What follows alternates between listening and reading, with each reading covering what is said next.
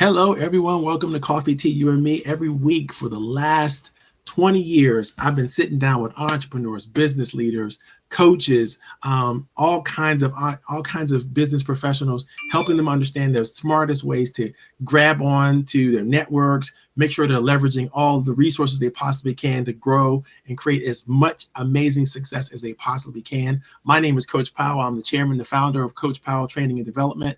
And I love entrepreneurs. I love business owners. I love entrepreneurship. Everything I think and do, everything I'm all about is all about creating empowerment within the small business community, specifically small women-owned and minority-owned businesses. Today, I have got a panel for you, an amazing set of wonderful women that have a ton of energy and a ton of resources and information that they're going to be sharing with you. And I can't wait to introduce you to them. And I'm so glad and thankful and blessed that they're willing to spend some time with us and spend some time gracing us with their presence and allowing the show to happen. It could not happen without my all-star guest panels that I try to get as much as I can every single week. I try to bring to you some new faces and new ideas. I have a couple that, I keep coming back and tapping because we have so much fun and people enjoy them so much. Like I got to bring them back. And so Versanya and Christine are both new to the show, but hopefully they'll be a part of the rotating process as we continue to move this thing forward. Okay, so let me tell you a little bit about Coffee Tea, You and Me. Like I said earlier, I've been doing this now for 20 years. I started this program out literally working in local coffee shops. Every Friday, I would sit down at a Starbucks or a Panera Bread. I tell all my friends that I'll be there and you can come by and get whatever business advice you want. And I did that for 20 years. And then when COVID hit, I had to take the party online. And so I'm so glad that we had the opportunity to do that and bring this thing to you now. And now we have a global reach. We reach out to people all over the place. So if you're coming to visit us for the first time, I got a couple rules for you real quick. Make sure that you follow, you like, you make suggestions, you engage. It's very, very important that we get as many people engaged as possible because the more engagement we have, the more fun we have. So the more people we have that log on to the show and share it with their friends, don't keep us a secret. That's critically important to us being able to do this every Friday. This is a labor of love. It's a labor of passion, but I need engagement in order to keep doing it. Okay, second thing I want to tell you is I want to make sure that you know that this is a business-friendly organization, a business-friendly opportunity. If you have a business, if you want a shout out, if you want to, post your information, you have a discount program you want to share, go ahead and put that information in the chat. No matter where you're looking from, if you're following us on YouTube or Facebook or wherever, we want to know who you are, where you're coming from. In fact, if you're coming to the show, if you're coming late, it doesn't even matter. Give us a shout out. Tell us who you are. Tell us where you're coming from, what zone, zip code, area that, how you heard about us, all that stuff. We want to keep as much an engagement going as possible.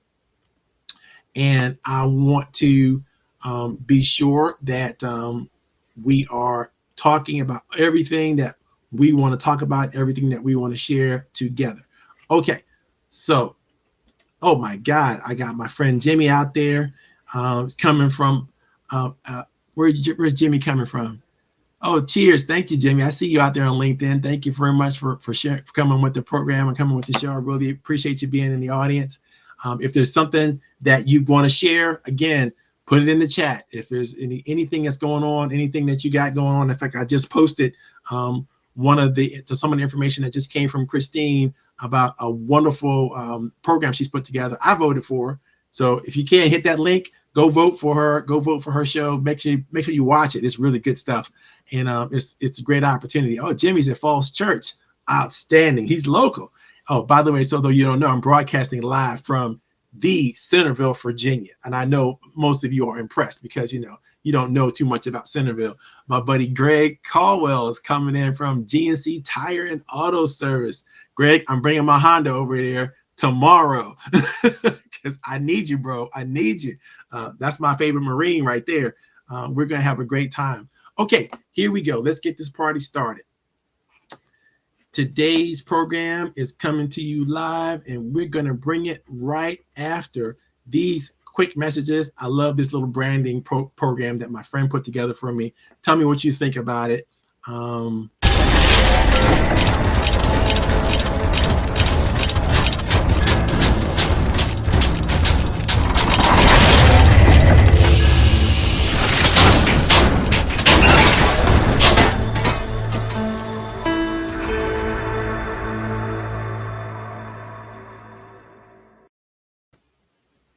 And we are back. And this is show approximately number 130, somewhere around about there, that I've been able to do every single week. And I have, for the first time in history, it's a classic recording. I gotta mark this date down, 2018. I have an actual live studio guest in my studio, my home studio right here. My father's right here overseeing this and making sure I'm doing the right thing. And if I mess up anything, you might see his hand come from behind and smack me on top of the head. That's because he's keeping me in check. That's what good fathers are there to do. But we're getting ready to go on a little trip, so he decided to come over and visit me today. So I'm thankful to have him in our little online studio, and we're gonna get started. This is Coffee Tea, you and me. I'm so glad to have you here. I'm so glad to have all of us participating, engaged. It looks like we have people signed on all over LinkedIn, Facebook, YouTube.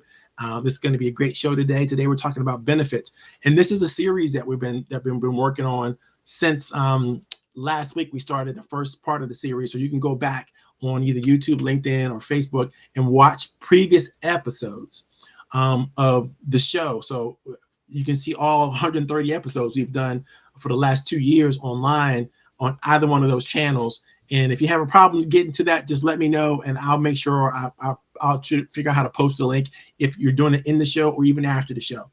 Today, we're talking about benefits. And the key thing that you want to know about benefits is that there are for everyone.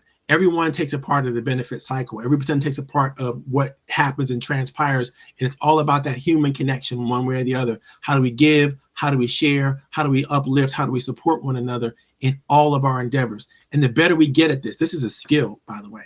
The better we get at delivering benefits to one another and sharing benefits with one another, the better everything works for our society, everything works for our world.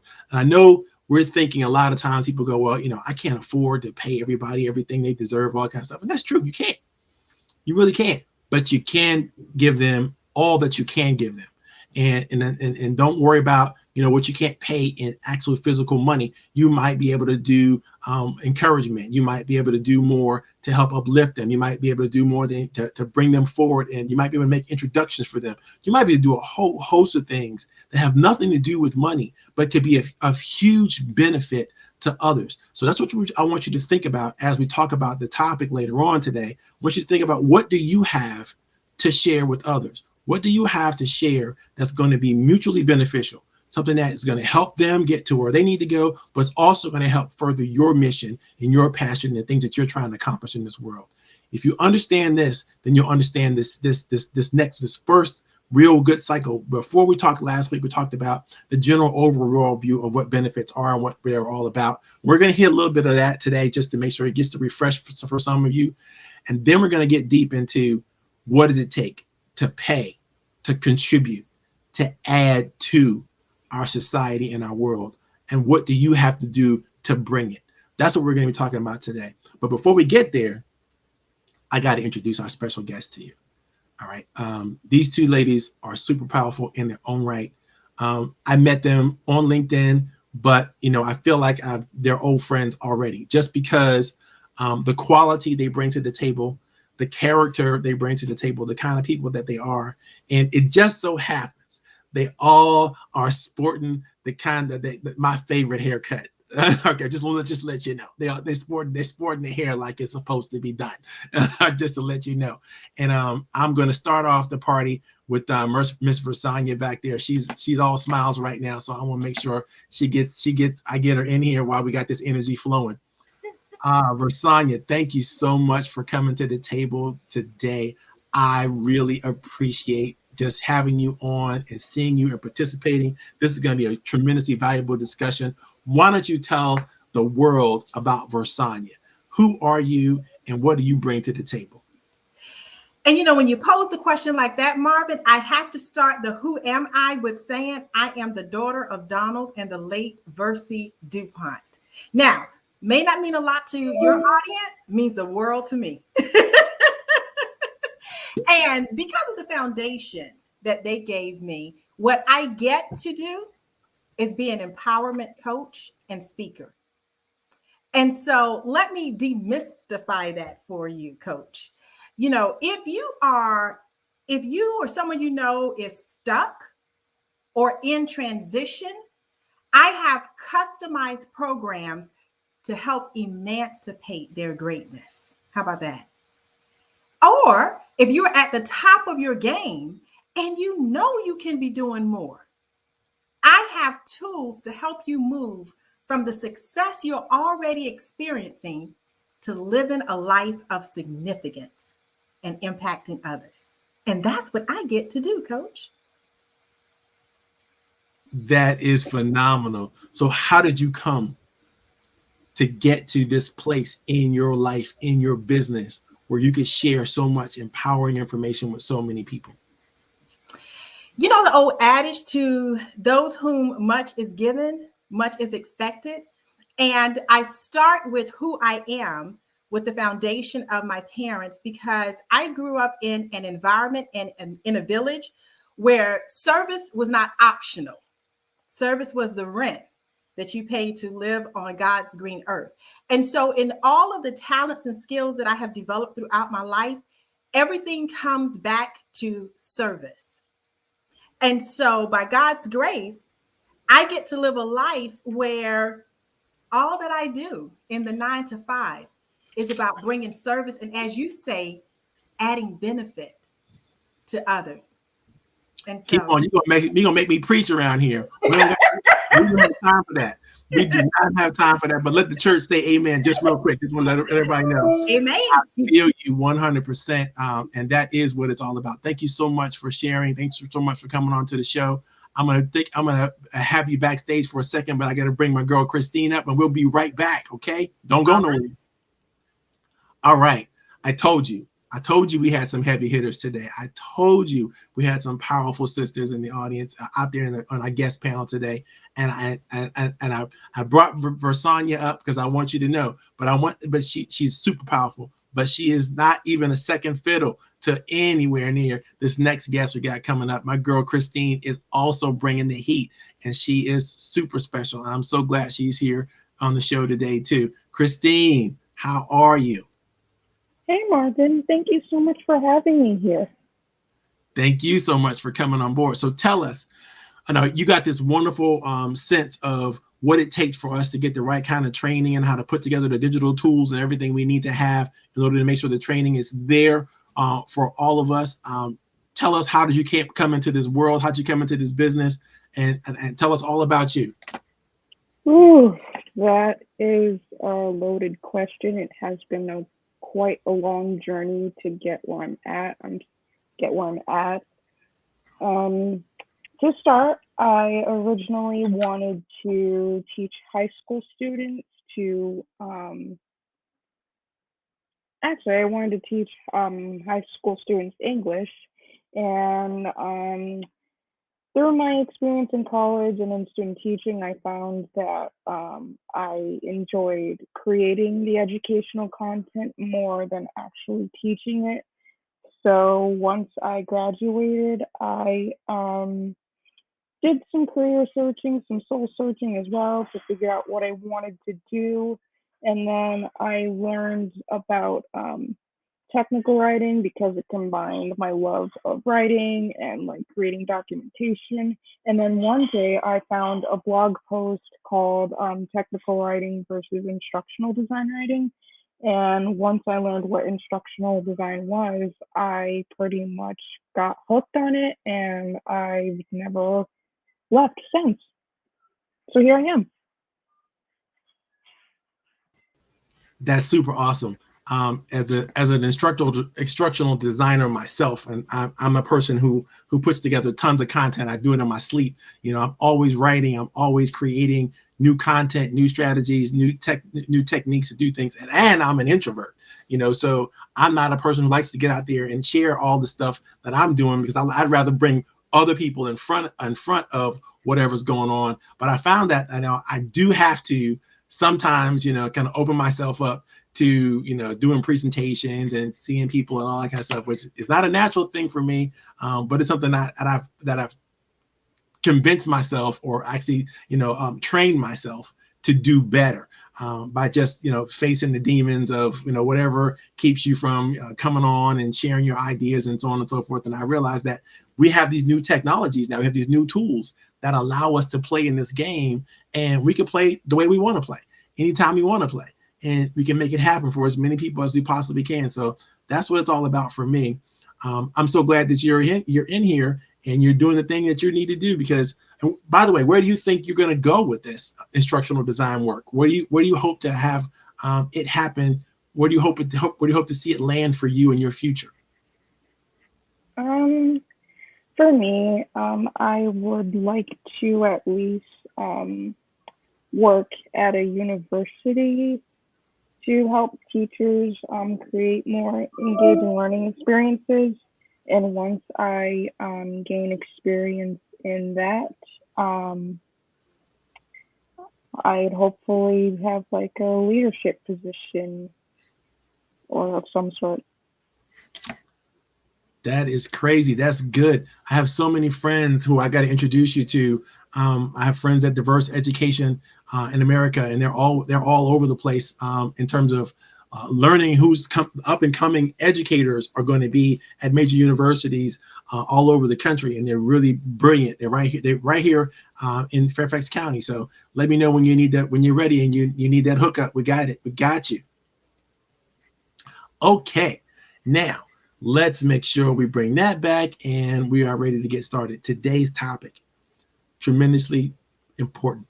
I can't stress to you more how important the idea, the notion of benefits are. Benefits are, in my view, what makes the world go around. We all do things, we all share things, we all want to be meaningful, we all want to be significant, and we all want to be relevant. Every single one of us. And if you don't understand how to do what I call benefit speak, then you have a problem, because what's going to happen is people are going to miss out on not just what you're sharing or why you're sharing it, but they're going to miss out on how they're supposed to experience what it is that you're sharing. And I know that you should think, I know all of us were grown to believe that, the work we do should speak for us. But oftentimes the work that we do, quite frankly, does not say what it needs to say about us. And it certainly doesn't help position people to understand the value proposition or what we actually bring to the table that's going to be useful, that's going to be meaningful for whomever. And so one of the techniques I often tell my clients is you need to be able to quickly, within a few seconds, say to someone, what is it that you do? What is it that they experience as a result of working with you, and who are the people that you do it for? And so you need what I call a benefit statement that indicates I do what for whom, allowing them to experience what. If you could just think about that statement, think about the blanks, fill in the blanks. I do what for whom to help them experience this. That's it. That is a great benefit statement. If you could just clear your mind and actually think about that. When you've finished doing whatever you're doing, whatever it is that you're doing, think about what people now can be, do, and have as a result of what it is that you do. And if you can think about that, then you can talk about the benefits. Can you understand who they're going to become as a result of working with you? You understand what they're going to have as a result of working with you. You understand what they get to do now that they couldn't do before as a result of working with you. These are the benefits, and they're usually feelings. They're not just situations that happen, not facts and features. And I know most of us who are in product or service sales, we learn the features of what we have to offer. But the features and the facts about what we have to offer are not the benefits. How many times have you ever met someone and you ask them, what do you do? And they tell you, well, I am a instructional designer. I am a business coach. I am a public speaker. But that doesn't tell them what you do, does it? That only tells them your title. That shorthand that we've all learned to take to somehow indicate who we are. But in no way does that tell us, anybody, who you are, what to value about you, what you truly bring to the table, what offerings that you can really make, and to who you should be making those offerings to. So people ask me that all the time. I give them just a classic example. I help entrepreneurs of all types increase their energy, their productivity, and their focus so that they can win whatever game that they're playing. Their version of the Super Bowl is my championship, and I help them get there, and I help them get there fast.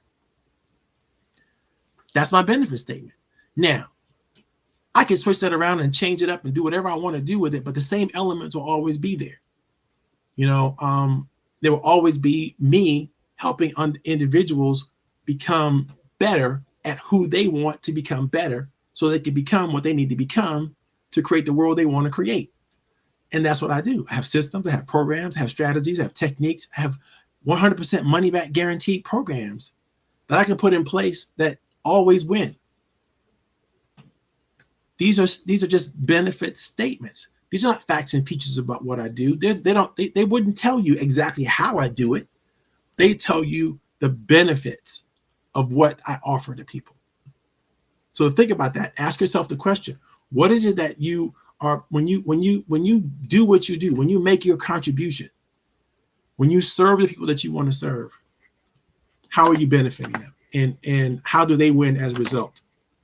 The article that I shared with you in the chat, and I'm going to share it with you one more time just to make sure that everybody has a chance to get it in case you're logged on late and you can't see the chat or whatever's going on with you. There it is.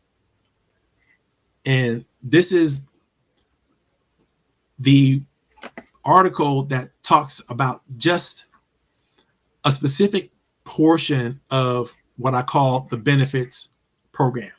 This article called Pay It Forward, the benefits that matter, are really all about figuring out what it is that you could do to create more awareness with people that you're working with, and what it is that you can do to pay them what they deserve, what they're worth, and to honor them in a way that they're going to want to come back and do more with you and do more for you and engage with you more. And so I'm going to start you off with the first couple of quotes. One is from Gene Wolfe, and the other one is from the Bible. And I'll get into why I chose those quotes in just a second. When a gift is deserved, it is not a gift, but a payment. When a gift is deserved, it is not just a gift, but a payment. The book of Psalms says, the wicked borrows, but does not pay back, but the righteous are generous and give. The wicked borrow, they don't pay it back, but the righteous is generous and give. Think about that. When you start talking about what you pay and how do you pay what you pay, what do you have to give to people that serve you? What resources do you get to trade that will leverage the time, talent, and treasure that you offer? What can you bring in coalition or contribution that might help to create a major advantage for those that you want to work with, those in your community, those that are in partnership with you? What is it that your talents bring to the table that move things forward? As a coach, I often use my skills as a person who will create opportunities for leaders to grow and develop their skills. And I give it away to charities all the time. I do that because two things happen. I get a chance to share my gift with others in a way that is going to empower them. But I also get to, along the way, test and find ways to get better at what I do without having to worry that somebody spent money for this or anything like that. So it works both ways. It's mutual. When you can bring what you bring to the table, and if you know how to work with people well, get the right feedback, then it's gonna make you grow and help you be better. Now, I love this quote by Alikan Morali, who says, while salary is important, other forms of compensation, whether they are benefits or unique perks, can often be more effective to recruit and retain talent. You have to know what you bring to the table for people besides money. There has to be more. There has to be more that you can offer. There has to be more that you can help, maybe with their personal development. Maybe you can have a unique and empowering conversation. Maybe you can give them the right kinds of advice or introduce them to the right kinds of people. None of that matters. All matters is what works for the person, to feel like they're giving something and they're doing something and receiving meaning, power, and significance and relevance from engaging with you, working with you, talking to you, being on your team. If you're not able to articulate the benefits that you can offer, then it's going to be hard for you to recruit the people that will respond best to those benefits. And you need to think about that. Benefit can be articulated simply as an act of kindness, something that promotes the well-being or advantage of other people. It could be anything. When we think about these words of benefit words, we think about things that help develop our self-concept, that help develop our self-esteem, right? These are the words that bring value to our lives and help us to make contributions to others. They help us to create faith and trust. Because when you make a promise of a benefit that someone's going to receive as a result of giving you their best work or doing what they can for you, and they see that opportunity, now you set that expectation out there that the benefits, the reward is going to be there when they fulfilled the obligation or the opportunity to move the thing forward. And so you have to think about that. How well do you communicate your benefits right up front? How well do you share the ideas with people in your network that can see, oh my God, yes, I can depend on you for this or for that. And because you are who you are, I love working with you because you give so much. Gandhi says, live as if you were to die tomorrow, but learn as if you were to live forever. I love that statement because many times when we're thinking about what we're doing, we're thinking about, what's in it for me? What's in it for me? What's in it for me?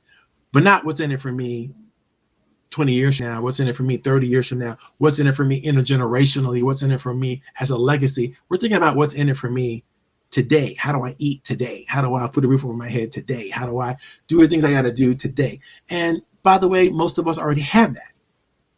So we have what we need right now today because we're living and breathing and talking about it, right? The reality is, what are we doing to prepare ourselves to enjoy more, to create more, to be more in our future? It's benefits that matter. It's benefits that matter in terms of sharing. It's benefits that matter in terms of creating. Benefits equal relevance.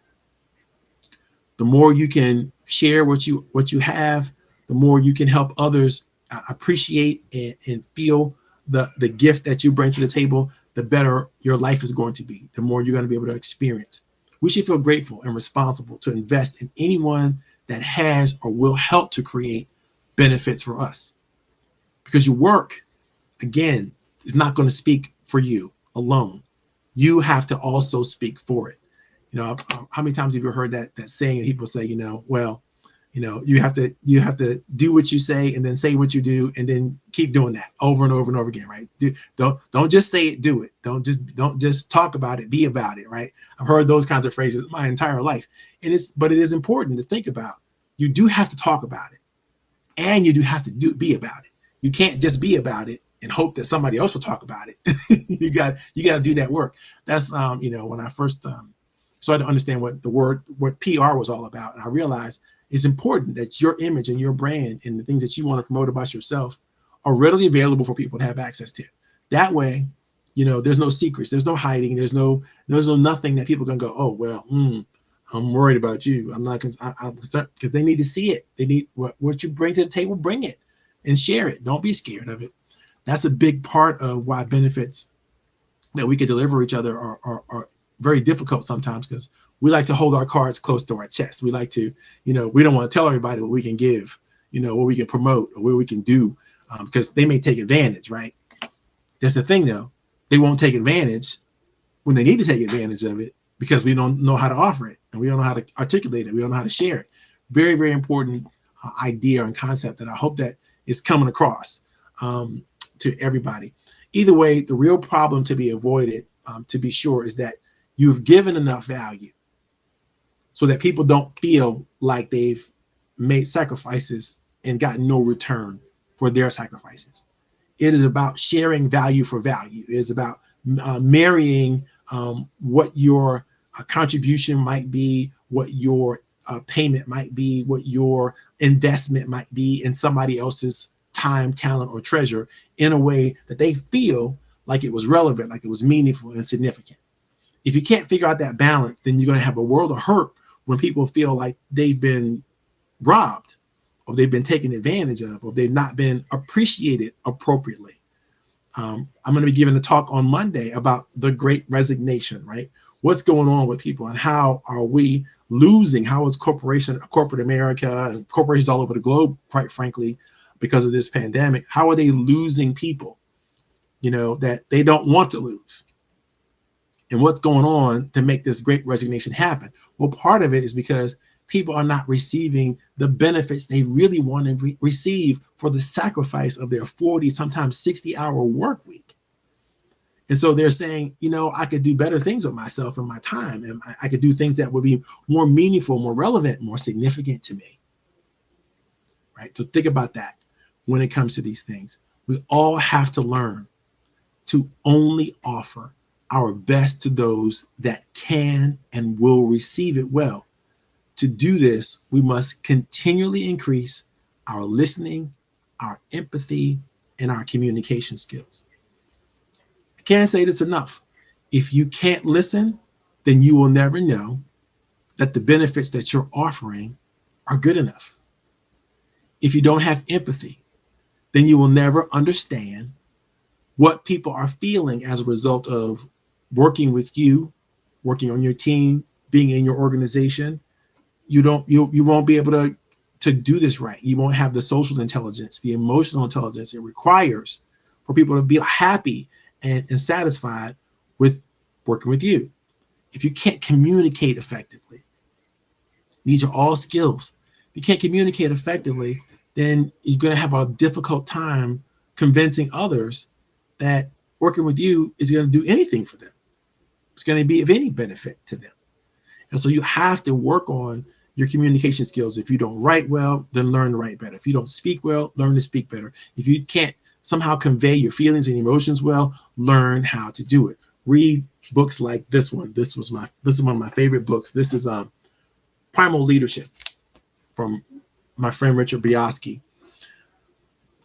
Critically important book. It furthers the work of Dr. Daniel Goleman, who first talked about in any type of intellectual way this notion of emotional intelligence and how do we move it forward in the world. And Bioski and Anne McKee both further that information in their seminal research in the book. By the way, you can find a class, I think, on them on Coursera.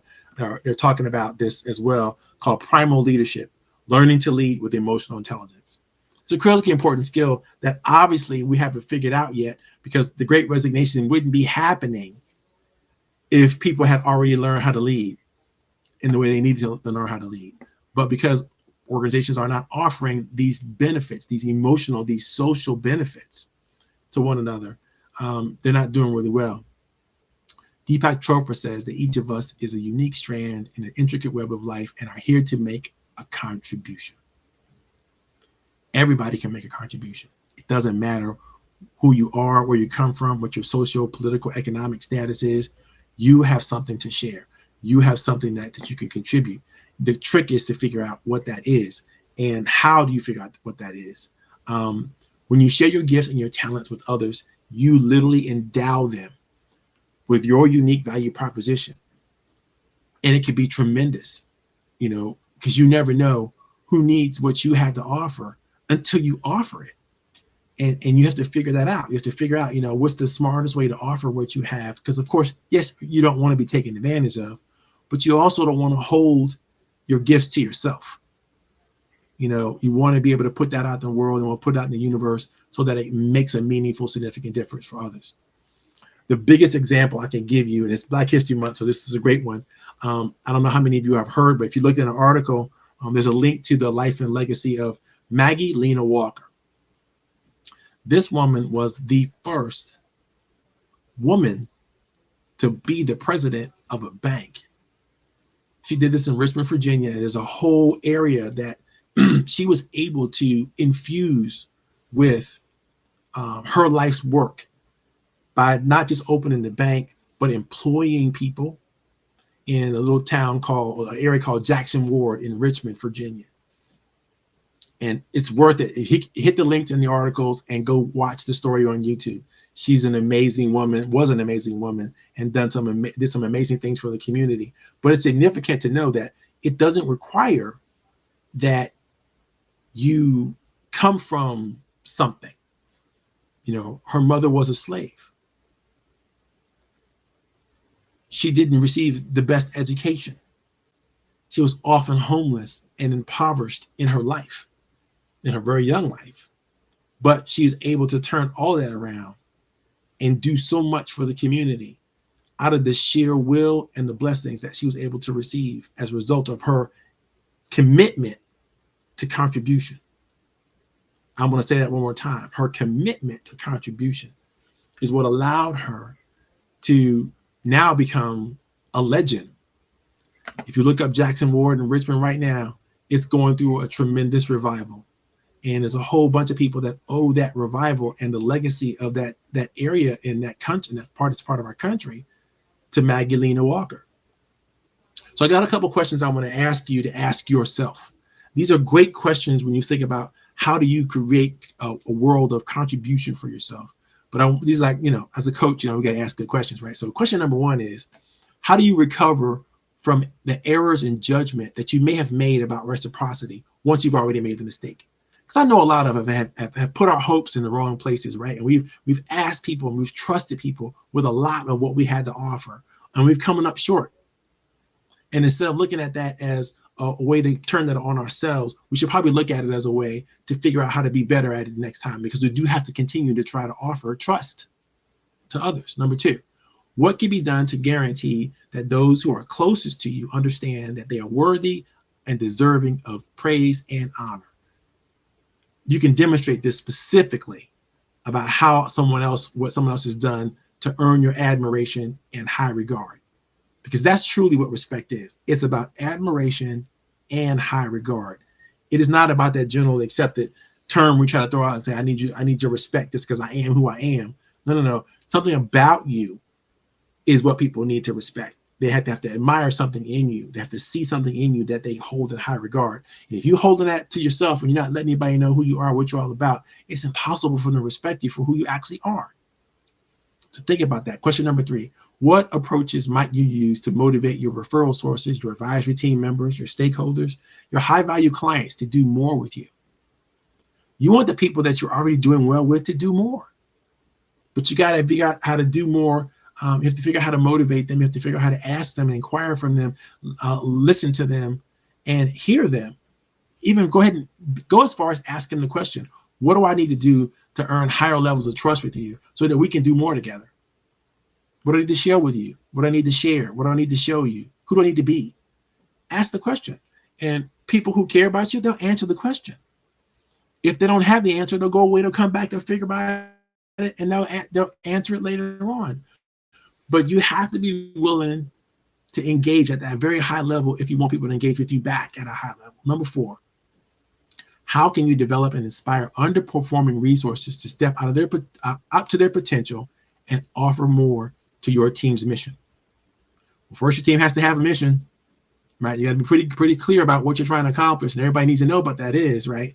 And then you need to find those underperformers and ask them, what do they think about this mission?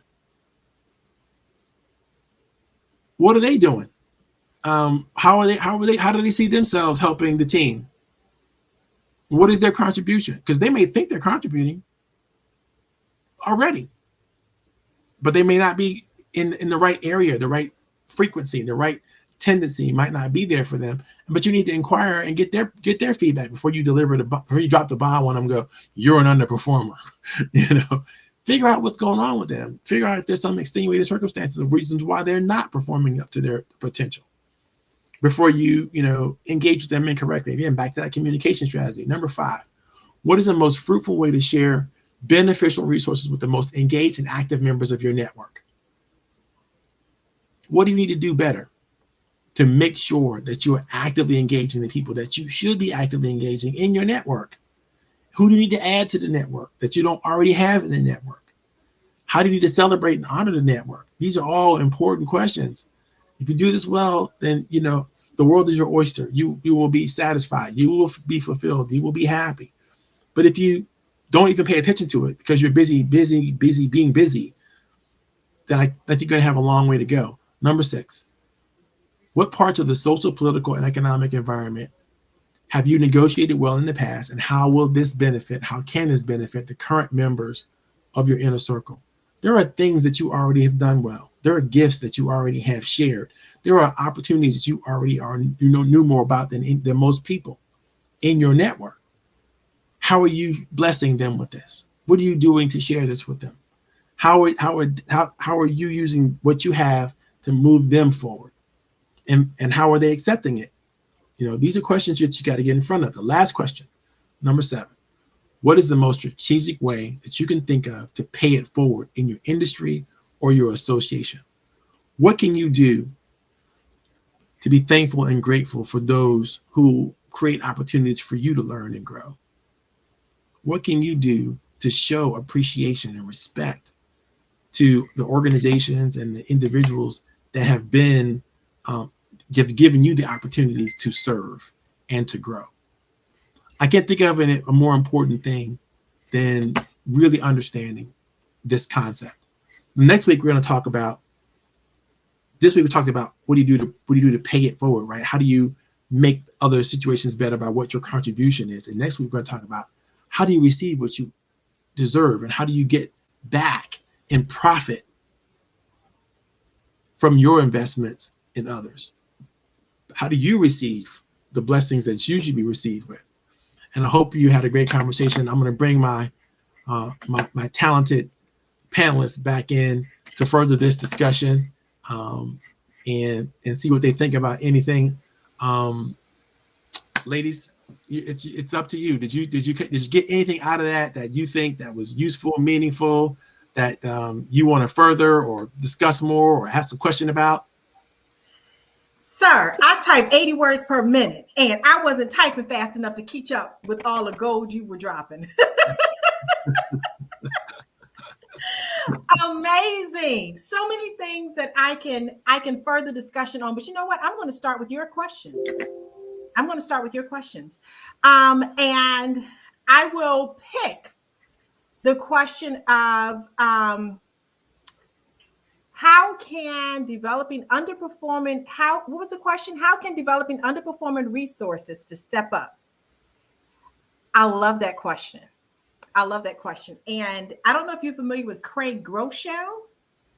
He is he's actually a national leader and thought thinker. And I love what he says. He says that everyone is motivated, just motivated differently. Yes. And so what I do for underperforming resources is I find out first what is valuable to them, what motivates them. Because as the leader, it is my responsibility to make sure that I am positioning them to activate their gifts. That's true. So they could be underperforming because it's a leadership issue. I don't have them in the best place. You got it there. You got it there. Anything you would like to weigh in there, Christine? The question is, how can you develop and inspire underperforming resources to step up their potential and offer more to your team's mission? I think what can be helpful to fulfill that goal is as simple as it sounds. Give words of encouragement, always point out when they're doing a great job. I know it's best. I know people say to show it, but hearing it is also wonderful as well. And I think you really, really stress that in your conversation, Marvin. Well, thank you so much. My organization called the Roundtable, we've instituted a program called the RAP approach. Now, the RAP approach is another acronym. It stands for respect, affection, and praise. And so every week, each of our members is responsible to show up with respect, affection, and praise for some other member every single week. And so the people who come around, the entrepreneurs who come around, belong to the round table, are almost guaranteed every week to have somebody speak empowerment to them, to have somebody communicate how important they are to them or to furthering their efforts and their opportunities. And so I instituted that program a couple of years back. And people go, well, you invited me to a networking organization. It's just going to be like all the rest of the networking organizations. We're like, yeah, well, no. I think that we've got some things going on at the round table that are a little bit different than just showing up and throwing up on people, just showing up and talking about yourself and what you can bring to the table and all that kind of stuff. You're going to see that this is an engaged environment where people really believe in communicating and empowering one another. And that's something that, we created on purpose, because I have always understood the real value of working with individuals is not about what you can get from them, but what they're willing to share with you. If they love you, if they trust you, if you somehow engage with them correctly, then they're willing to give you so much more than what their job description is. People are willing to engage at a higher level when you bring something to them that they can say, all right, you know what, I feel good about myself as a result of participating in this thing. But leaders have to be better at noticing, right? And not just going, oh, this is your job, so this is the minimum. You expect to do your job. Yes, it's true. That job description is there. The wherever they fit in the organizational chart is there. But nobody just wants to be everybody. Everybody wants to be somebody.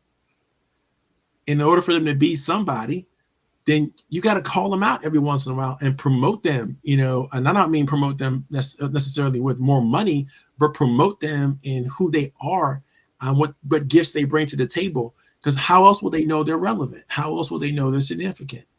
And so I agree with you, Christine. Thank you for bringing that out. People do need to feel it. They need to feel it. And if that means show it. Yeah. That's why my wife challenged me when I wrote the rap approach. She challenged me because she went, well, don't you mean appreciation? Because we don't want to have affection in the workplace. I mean, that could go. Good point on your wife. And I said, I'm going to challenge that, because I think that we have to do better at actually caring, not phoning it in, not faking it, but actually caring. And we can be affectionate and respectful at the same time. We just have to be careful to communicate. If is it okay if I give you a hug? Ask the question. Yeah. And not from a power position. Ask the question from a position of, listen, it doesn't matter to me, but I want to make sure that I am not treating you in a way that you will not receive it in the way that I want to give it, that I'm trying to share it. I'm trying to share it and have that conversation instead of making all the assumptions that, I'm not a hugger, or I don't want to be a hugger, or whatever. Because some people love hugging. Yeah. Now, I'm not a hugger, but I have friends who are. And it's not that we can't get along. We get along quite well, because for them, guess what? They get a hug. Because it's more important that they get the nurturing than it is that I feel like my little safe bubble is protected. Because usually in the situation, I'm actually a leader, and it makes a difference to people who follow me that I can respect their wishes. And like, I don't know where I've heard this. Anybody ever, Versanya, have you ever heard of the platinum rule? So the golden rule is do unto others as you would have them do unto you. But the platinum rule is to do unto others as they want to be done. Yes, sir. Yes, sir. I have. Yes, sir. Absolutely. Absolutely. And so for me, Coach, in that situation, because I am a hugger. And so what I do is when I meet people, I don't automatically hug. What I say is hug or fist bump. What are we doing? Yes. That is good. Consent is good. You got to speak to it. You got to communicate. So I think a lot of times we make so many assumptions about so many things that we discount our humanity. And I think that's a dangerous precedent to set for people out there. Let me see if we got any questions from the audience. Kenya Lewis is checking in. Kenya, good to see you. I saw our respondent, Jimmy, already gave Jimmy a shout out already. Let me see who else is out there. Dwight Reed is checking in from aonmeetings.com. Good to see you, Dwight. I'm going to put that information up so people can get to it. If you want, you guys, Aon Meetings is a great organization, and they focus on making sure that all these online meetings like we're having right now are the technology is available. It's a Black-owned business, amazing business, and I'm so thankful for Brother Reed. He's a great guy. Oh my God, my girl Nancy had this to say: hug or fist bump. Just took a lesson from you. You're welcome to it. It is so true, and I think that we can have affection everywhere. We don't have to discount affection and call it appreciation, because when you start taking away from our humanity, when we start to say things like even labels. I read this today, toxic manhood. It's like, what is that? And people say, when men are so impersonal that it's all about the testosterone, right? It's all about the drive, the effort, the energy, the try, and all that kind of stuff. But it's never about the feelings, right? That's considered toxic masculinity. And I'm like, okay, I get that. I understand that it's a problem, but the call out culture that we have for almost everything, it's like, we got to give each other a break and give each other some space to be, because anything and everything can be looked at and twisted for somebody else's, I guess, validation of their misery, and that's easy to do. It's harder to look inside a situation and see the beauty and the blessing of a person, especially when they're not good at articulating it, But to that point. What was that? Oh, I was hoping to chime in on that point to give like a little bit of like an idea of why there's such a huge call out culture as it may. I think it stems from the fact that for eons of time, a lot of oppression towards marginalized groups has been ignored and been normalized. And I think with more organizations and movements pretty much standing up and saying, hey, this is unacceptable and people need to be held accountable for it. I think the reason why we have such an insistence on that now to emphasize that it's not acceptable to behave in certain ways and to demystify the idea that people can say whatever they want and get away with it. This is also a good segue to the question, I think, in your article. I don't know, something about your last question in the article made me think about like why I submitted the course that you brought up at the beginning. I experienced xenophobia online for the very first time in my life, and it was shocking. And seeing so much bigotry on that site was also disheartening. So I wanted to create something to help people combat against that monster called hate speech, and to create a better digital space where everyone can feel safe. We lost you. So the monster called what? Monster called hate speech.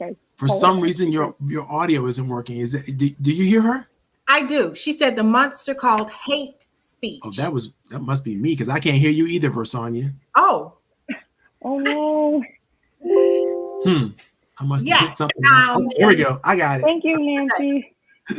Yes, so it's a monster. it's a monster that has been going on for quite some time, and I think Yes. the I think the call out culture is needed to combat that. I mean, that is one of the reasons why I created that course. The fact that, and when I submitted it, a lot of people DM'd me privately, and they talked about their own experiences with dealing with hate speech and how it helped them. And thank you so much for putting it out there because it made them feel seen. So I guess that's a benefit in a sense because I wanted to share knowledge with the world and help other people, and I did it. That is a tremendous benefit, and you are absolutely right.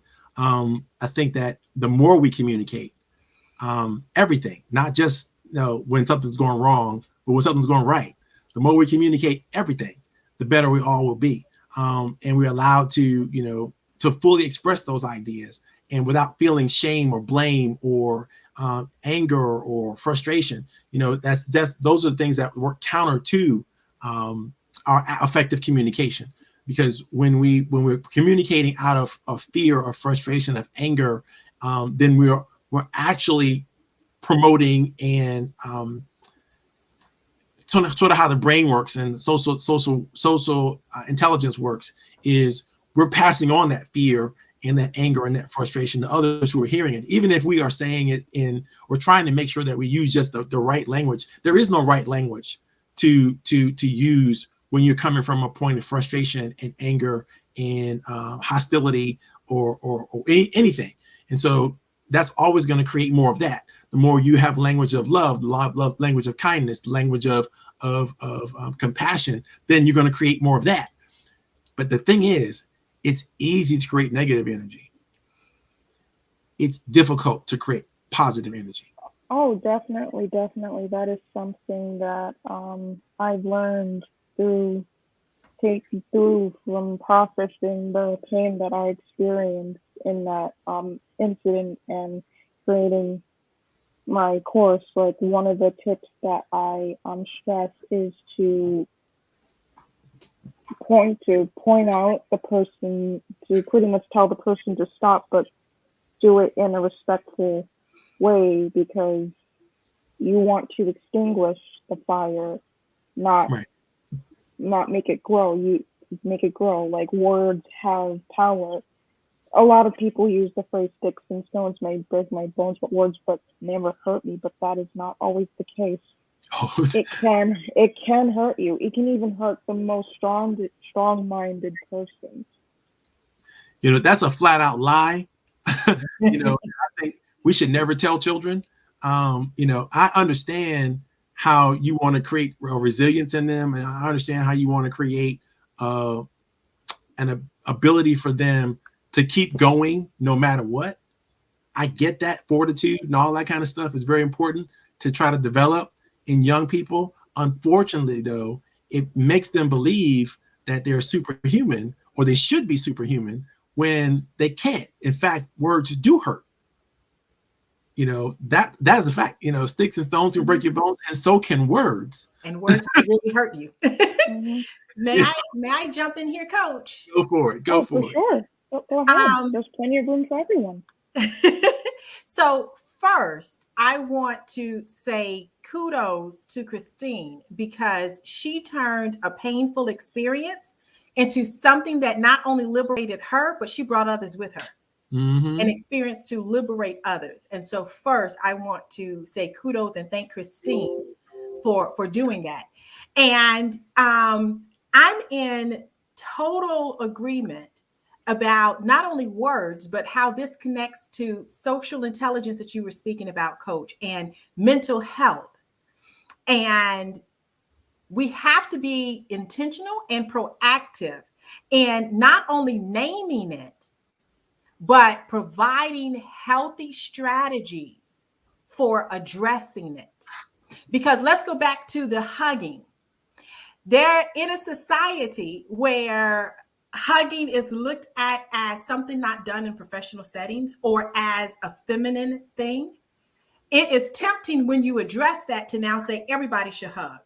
But it should be okay for Versanya to be a hugger and for Marvin not to be.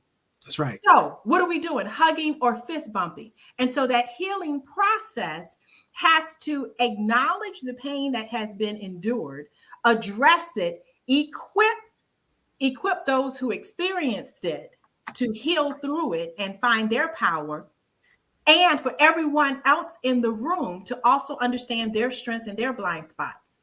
And so I'm not sure if I missed it, if you posted from the chat the Global Youth Initiative that I am hosting in March. That is about self-care and mental health for high school and college students. Because Christine, and forgive me, I'm not sure the demographic for your curriculum, but that is the age, that's the gatekeeping age where they need to be equipped at that point so that then when they find themselves in situations, they first know their own power. That is a good question. I honestly had this in mind for like adults because of the situation I was in. It was caused by a grown person, but then I also remembered how forgive me for what I'm about to say. Forgive me for what I'm about to say. It also reminded me of how quote unquote awful teenagers can be sometimes. Like, especially with social media being like on the forefront, just give that to a 13 or 16-year-old. Oh my goodness, pandemonium and can ensue. Yeah, pretty much. You can almost guarantee that, right? Marvin, I'm sorry. And Marvin, I'm not sure if you shared the poll for the micro course yet. Can you show it on the screen so the wonderful audience? Yeah, it starts with a vote for Christine's micro course in this poll. Okay, I think I got it. You tell me if this is it. Wait a minute, come on. Boom, there we go. All right, there it is. No, that's something else. No. Where did it go? Post it again in the private chat for me. You guys put so much information in here. It kind of overwhelmed me for a second. Oh, I'm so sorry. Anyway, I just send it to you again. It's her last post. Mm-hmm. Oh, the Kia works? No, it's so different. It says vote for Christine's micro course in this poll. Yeah, I put it up there somewhere. I saw that.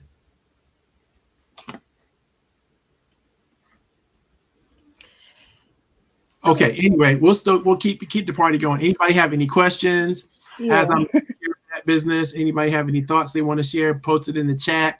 I was going to ask you, Coach, of your coaching questions. Mm-hmm. What is a question that you would like to provide us your perspective on? You dropped some deep questions there, sir. Absolutely, sure, Mom. Now you see, I told you I'm an introvert. And the reason why I post these questions is for you people to answer those questions. I don't have to do all that work, but that's cool. I actually do have answers for them all. Pick one you like. You let me know. What do you think, Christine? How do you recover from errors in judgment about reciprocity, sir? Oh, okay.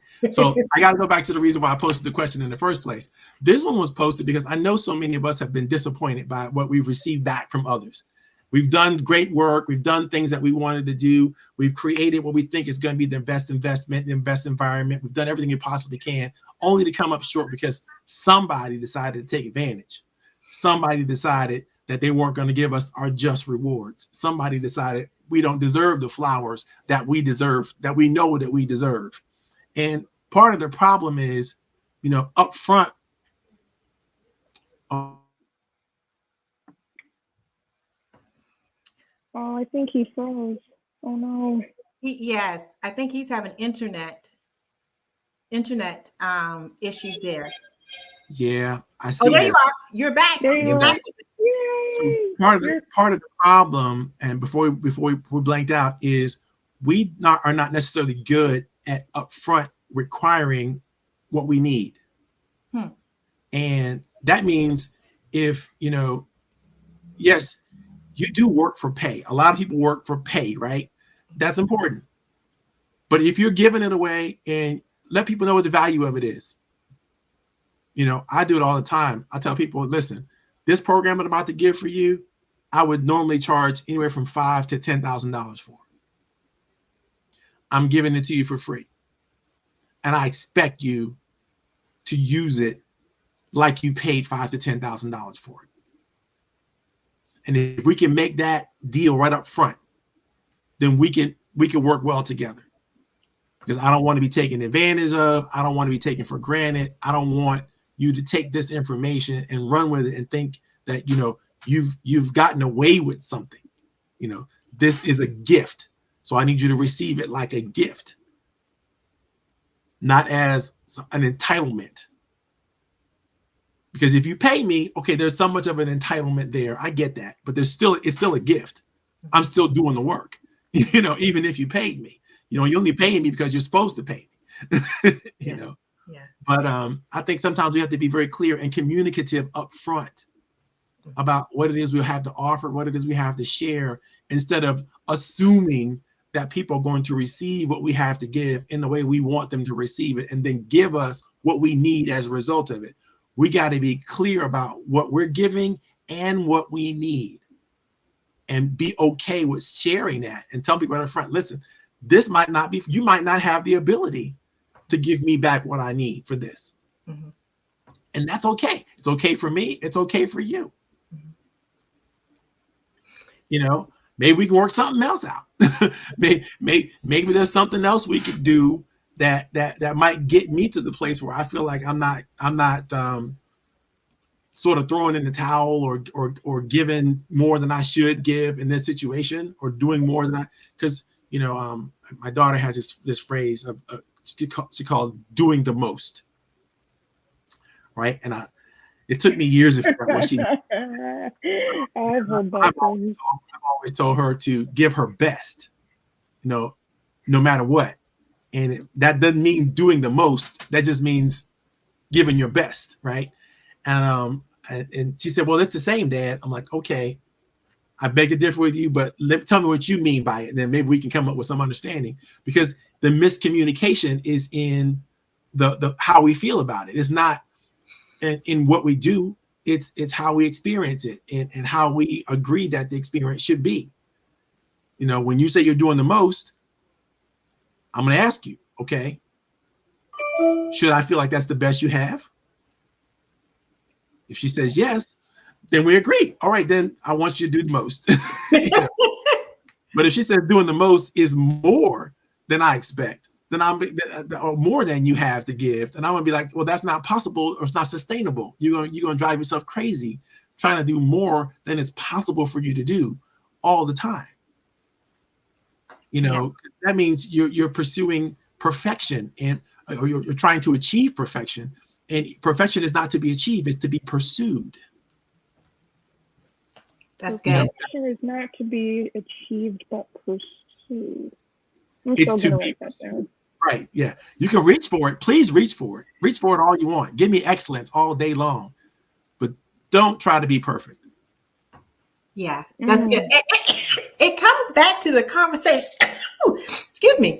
Comes back to the conversation or the point that Christine made earlier about the power of words. Mm-hmm. Valerie Burton has this book, Successful Women Speak Differently. Yes. And I think that affirms the earlier point that Christine made and the conversation with your daughter. And I love one of the points that Valerie makes in her book where she says, especially as women, we tend to look at something and feel like, okay, well, you know what? If we're not checking all the boxes, then, we shouldn't apply for it, or you know what? We're doing the most because this is not for us. Right. But what successful women who speak differently realize is, as you say, Marvin, you are striving for perfection. So you don't disqualify yourself because you feel like I am not perfect. Right.